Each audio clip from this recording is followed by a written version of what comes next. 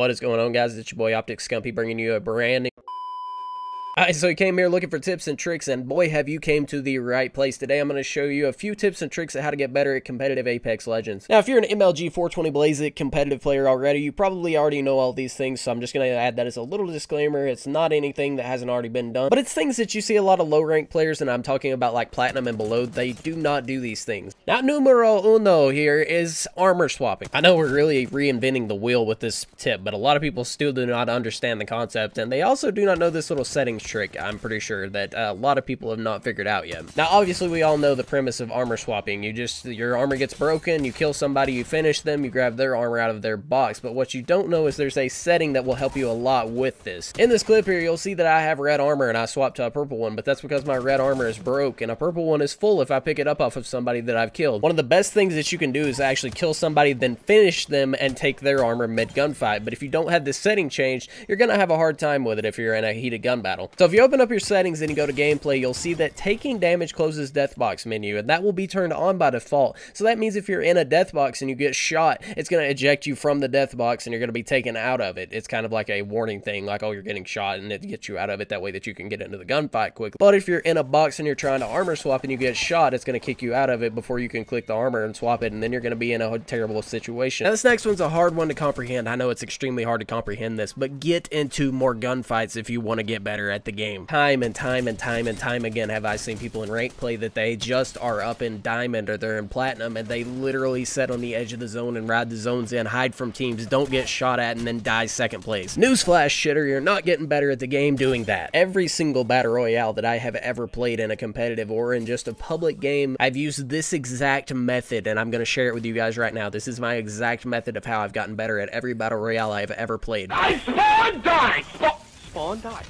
Spawn die, spawn die, spawn die, spawn die, spawn die, spawn die! I hope that was a good enough tutorial for you guys to comprehend. Now, here's what I mean by this. On the map, I have circled every area that is a very hot drop 9 times out of 10 that you can land and you can get into gunfights immediately, and you will still have good enough weapons laying around that you can have a decent chance at fighting people. Any of the yellow buildings up top at crash site, containment, market, salvage, hydro dam, and artillery. Now, hydro dam and artillery, they are kind of questionable on whether there will be enough loot there, but they are pretty hot spots 9 times out of 10. And obviously the blue indicator on the map that's the hot zone, that's always going to be a hot zone. It's called a hot zone for a reason. There's always going to be people landing there because there's better loot in the hot zone. Grind out pubs, play a lot of pubs, land in hot spots every single time in public matches where it does not matter about your rank, and get better at the game. I don't care if you die off spawn and it gets old every single time. Eventually you're going to stop dying off spawn. Eventually you're going to get better. Eventually you're going to win your gunfights. Eventually you're going to improve. You just got to quit playing like a bitch. Now, this one's a crazy complex one, but stay with me. Number 3, doorways. Play doorways to your advantage. A lot of these clips you'll see me using doorways as advantages, peeking on the doors or behind the doors. Not only that, but if you stand outside of a door and someone's inside of the building on the opposite side of the door from you, you can hold the door closed and you can heal on the door. They'll have to kick it 2 times before it'll open. If they kick it 2 times and open it, have a grenade in your hand and throw it at them and stick them once the door busts open. Not only that, if you're in a bad situation and you're trapped inside of a building and a team is about to push you, you can throw things like a horizon Q into the doorway and they can't get through the door. You can also throw Caustic's gas pods against a door and block it to where it can't be opened, and once they do kick it open, the gas will hit them. Now, stick with me on this one because this one's complicated. You can put Wraith's portal at one door and at another door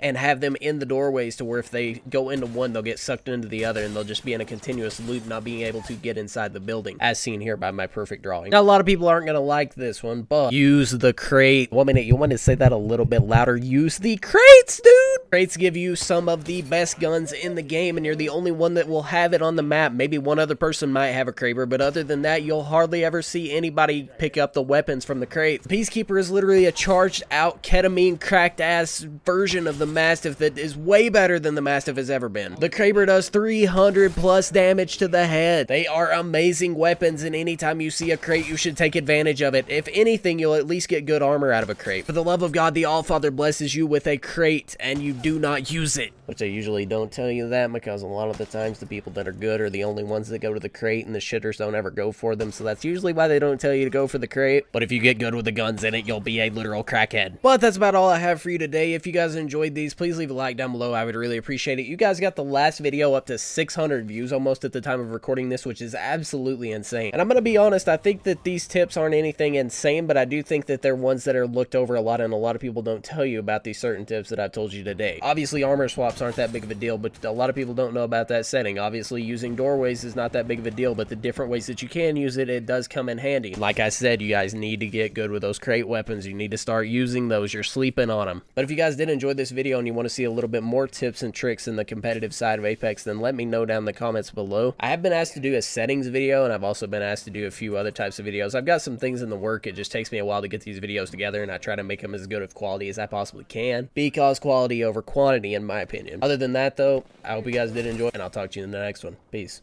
2 enemy squads left.